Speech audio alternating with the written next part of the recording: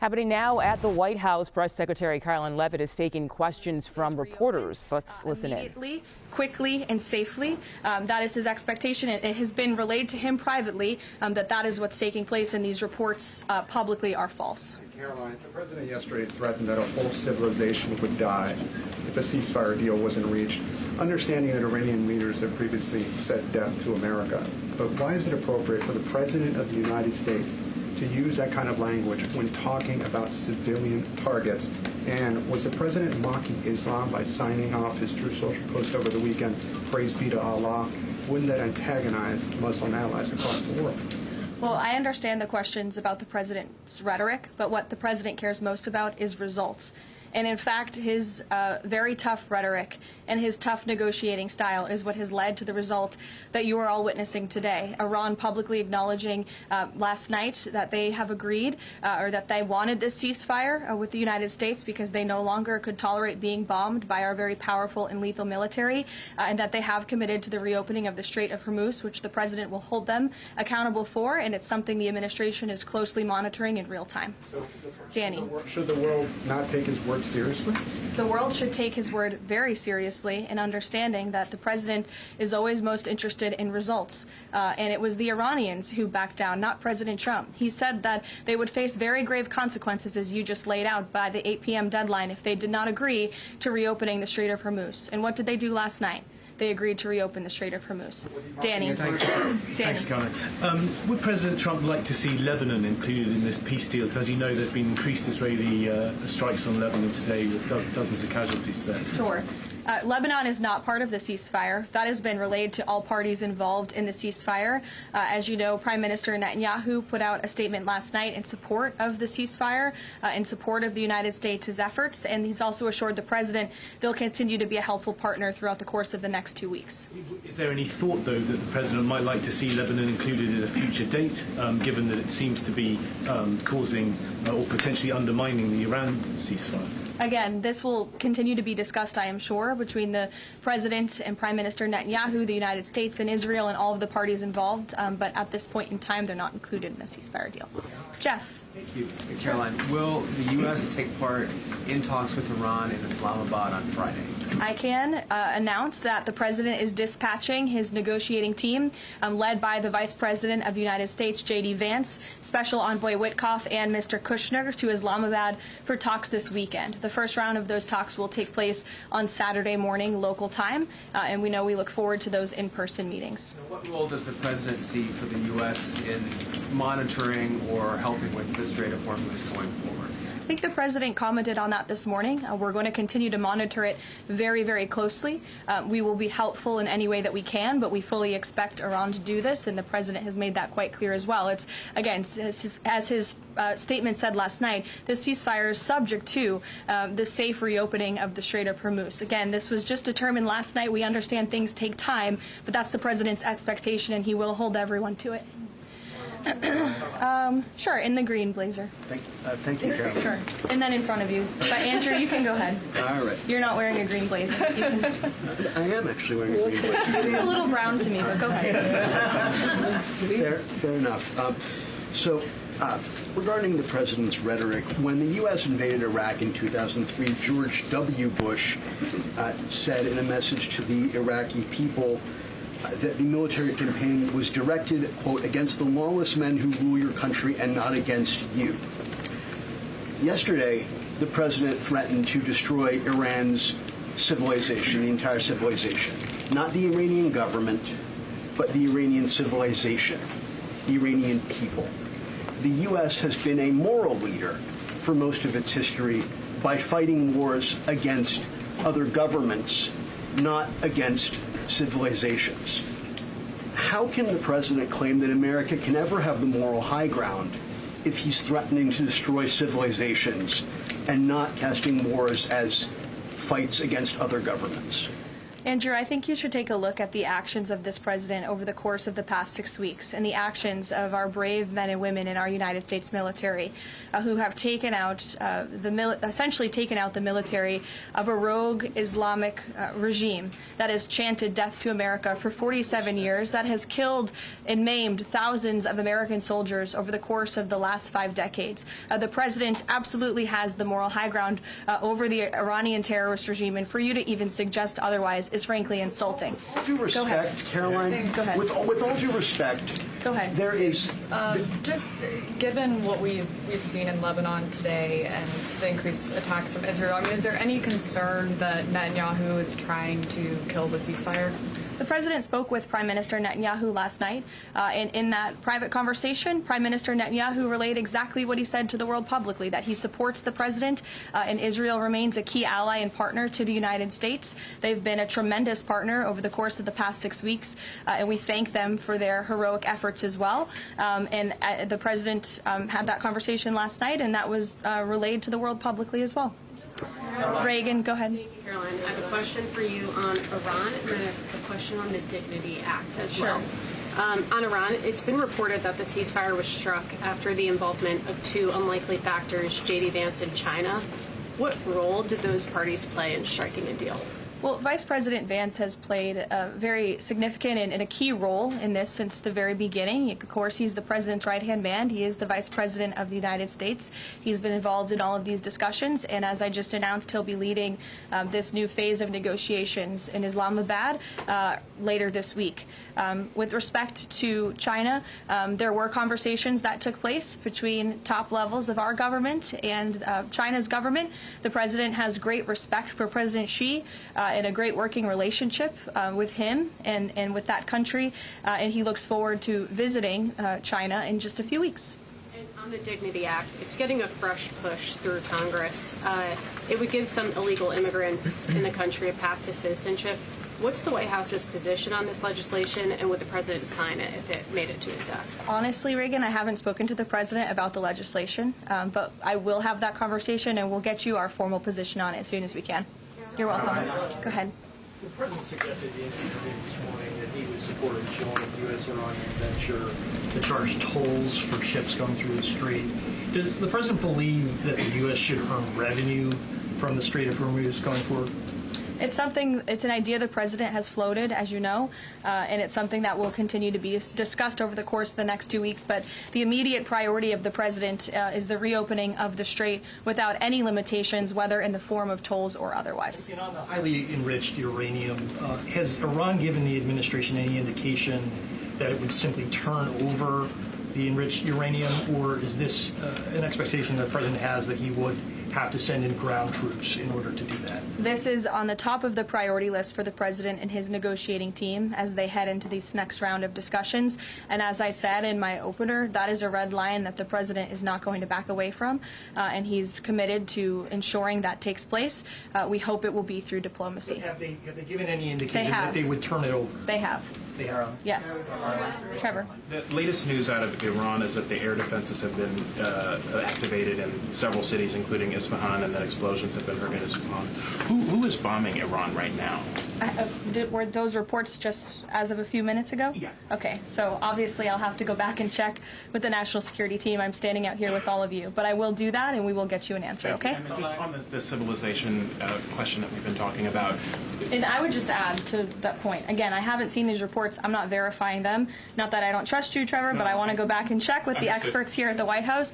I would just say, and I would echo what the Vice President said this morning, this is a fragile truce. Ceasefires are fragile by nature. We've seen this with respect to the 12-day war with Iran and Israel last year. It takes time sometimes for these ceasefires to be fully effectuated. And one of the results of Operation Epic Fury was we completely dismantled Iran's command and control center, which makes it difficult for them to pass messages up and down the chain. And so we understand that. I would caution a little bit of patience, but of course we want to see the ceasefire ceasefire effectuated and abided by all parties as quickly as possible. Thank you. And American presidential administrations, going back to Ronald Reagan, have said this formulation about nuclear war, that a nuclear war cannot be won and must never be fought. Is that still the view of this administration, given the president's comments about civilization? I have no change in our view on that policy. Katie. Thanks, Caroline. I'm just, given the gravity of what he said yesterday, what was your understanding of what he meant when he said,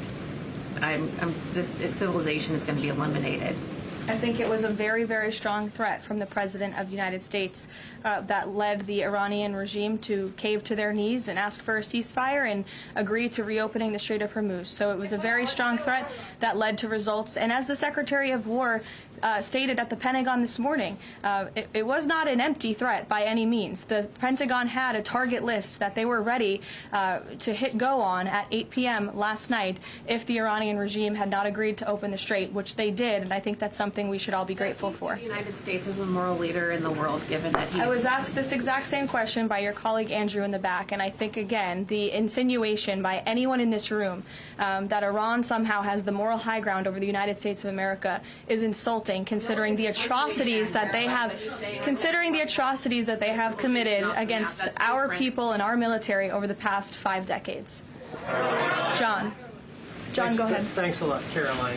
2 questions for you. One has to do with a statement, a joint statement put out this morning by some of America's European allies, our NATO allies. And in that joint statement, they said regarding the Strait of Hormuz, our governments will contribute to ensuring freedom of navigation in the Strait of Hormuz. What's the administration's reaction to that joint statement? Does that smooth things over when the president meets with NATO Secretary General a little bit later this afternoon? I have a direct quote from the President of the United States on NATO, and I will share it with all of you. They were tested, and they failed. And I would add, it's quite sad that NATO turned their backs on the American people over the course of the last 6 weeks, when it's the American people who have been funding their defense. As you know, President Trump will be meeting with Secretary Ruta in a couple of hours here at the White House, and I know he looks forward to having a very frank and candid conversation with him. And then secondly, in regards to this conflict, 38 days, as you pointed out, President Trump has said that there's been regime change. Has that regime change led to more freedoms for the Iranian people? I think that's a question that's being asked a little bit too early, John, and we hope that is the case, but it's something that has yet to be seen. Eamon.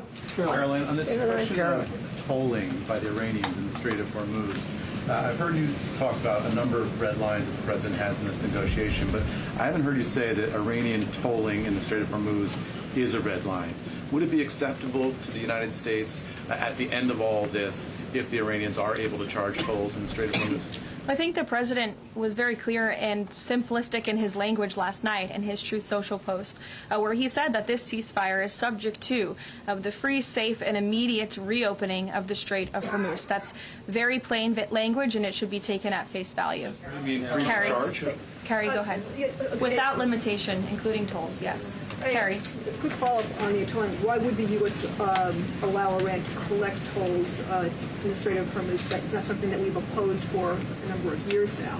Again, that's not something we've said that we've definitively accepted. The joint venture is something that was proposed by the president, but he was very clear in his statement last night. He wants to see the strait reopened immediately without limitation, and that's something we're going to hold them to. A second question on family and friends in Iran. I myself am Iranian, and I've been talking to them through the blackout. One of my family members yesterday said goodbye to me. So what message should we be sending Iranians when they message me saying what should they be doing right now? How should they stay safe? Because they really don't know what to do. I think the president's main priority, and my main priority as his spokeswoman, is to make sure that clear messages are sent to the American people, of course, which is my job today. With respect to the Iranian people, the president, has taken out the imminent threat that was posed by their military to the United States, to our allies in the region, to our forces in the region, and of course, as the president has long said, he hopes that Iran will be a country of peace, of prosperity, and we're moving into this next round of negotiations to hopefully come to an agreement with with this new regime that will create long-term stability in the Middle East. He has said that they should stay inside of their homes and also take back their country. So there's a contradiction there. So how do you address that? Again, we're moving into this next round of negotiations with the remnants of the regime and those that we are speaking with now to hopefully reach a place of peace long-term for the region, and that includes the Iranian people as well. In the blue, go ahead. Thank you, Caroline. The White House posted the statement from the Iranian government that the passage in the Strait will be coordinated with Iran's armed forces. As of today, who controls the Strait of Hormuz? Again, these statements were put out 12 hours ago. We expect that the Strait will be opened immediately. As I said earlier, we have seen an uptick in traffic in the Strait, and it's something that we are monitoring minute by minute, hour by hour as the days go on. Who controls the Strait right now? Two questions. One on the deportations of Iranian officials, and then on the negotiations. Are there still security concerns about Vice President Vance being part of these peace talks, Steve Witkoff, Jared Kushner? And then two, given the ongoing deportation of General Soleimani's niece, does the Trump administration plan to deport more relatives or people in the families of Iranian officials that are in the U.S.? Certainly, anyone who is here fraudulently. I understand one of the individuals who their visa was revoked by Secretary Rubio and they were deported by ICE. They had a fraudulent asylum claim. That's against the laws of the United States. So anyone who is here illegally or fraudulently is subject to our nation's immigration laws and will be removed from our country. And I know this continues to be a top priority for the State Department, working in conjunction with the Department of Homeland Security. With respect to the safety of the Vice President, we fully trust the United States Secret Service to do their job, to keep the Vice President and the President's negotiating team safe. They do a tremendous job, and we fully trust them to do that. Caroline. In the back, go ahead. Thank you, Caroline. The President said Cuba is next. What's the message to the American people regarding Cuba, and what can Cubans expect in relation to this statement? Well, look, I think when President Trump said that, and he later clarified after making that statement, that he meant the Cuban regime is bound to fall. The country is very weak. They're in a very weak position economically, obviously, financially. The Cuban people are fed up with their government, as they should be. And these talks and discussions continue to happen at the highest level of our government. I don't have any updates or announcements for you with respect to Cuba policy today. Good to see you. Thank you, Caroline. Secretary Hegseth said this morning that U.S. troops would be sticking around. Can you expound upon that, what we should expect from U.S. troops in theater for the next 2 weeks and beyond? I would defer you to the Pentagon for any specifics on assets that have been in place in the Middle East, but take the Secretary at his word, and also the President has reiterated this as well in his own words, that we're not going to move anything immediately. Again, this is a 2-week ceasefire where we hope at the end, and we expect at the end, we'll have a good agreement between the United States and Iran, but in the meantime, we're going to ensure that our military is always at the ready of the Commander-in-Chief. I'll take a couple more in the back. Sure. Thank you. Thank you. On NATO, I'll take your question. Go Thank you, ahead. Caroline. On NATO, can you tell me, is the United States still considering withdrawing from NATO? Is that still a possibility? It's something the President has discussed, and I think it's something the President will be discussing in a couple of hours with Secretary General Rutte, and perhaps you'll hear directly from the President following that meeting later this afternoon. Thank you, everyone.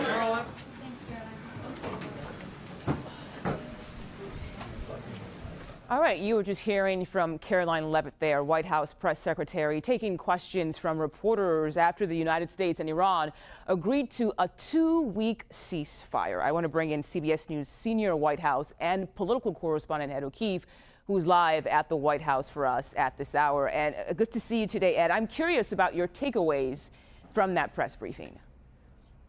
3 headlines that I heard out of this, Mugo. First of all, the big one, the Vice President will join Steve Witkoff, the President's envoy to global hotspots, and his son-in-law, Jared Kushner, who's been involved in sensitive negotiations before in the Middle East, at talks on Saturday in Islamabad, Pakistan, with Iranian officials. So that is confirmation now that there will be talks mediated by Pakistan beginning Saturday in Islamabad. That is a bit of a diplomatic coup for Pakistan, which has served as a mediator, and an acknowledgement that the White House is serious about seeing these talks continue. The Vice President, who's been one of the biggest advocates for diplomacy and a peaceful resolution to this conflict, taking the lead in those talks. There will be a lot of pressure and intrigue around his involvement in this. Remember, right now the vice president is in Budapest, Hungary. He was there for an event with that country's leader, Viktor Orban, who's facing re-election this weekend. The Trump administration had sent Vance there in a show of support for Orban, who they believe has been a key ally and like-minded conservative leader on the world stage. And so from that position, he will fly to Pakistan and begin those talks this Saturday. Two other things. On NATO, he said, quote, they were tested and they failed. And that statement will be received quite reservedly, let's say, in Europe, which has been watching all of this quite warily. The NATO Secretary General Mark Rutte is here for meetings in the next 3 hours or so with the president. Normally that would be an open meeting. Right now it's closed to the press, which suggests it's going to be a pretty frank discussion. And you heard the White House defend the president's rhetoric, calling for the end of a civilization if Iran didn't respond to the president's threats of further action, saying that the rhetoric ended up getting results, the results being this 2-week ceasefire. Mugo? All right, Ed O'Keefe at the White House for us today. Thank you so much for joining us.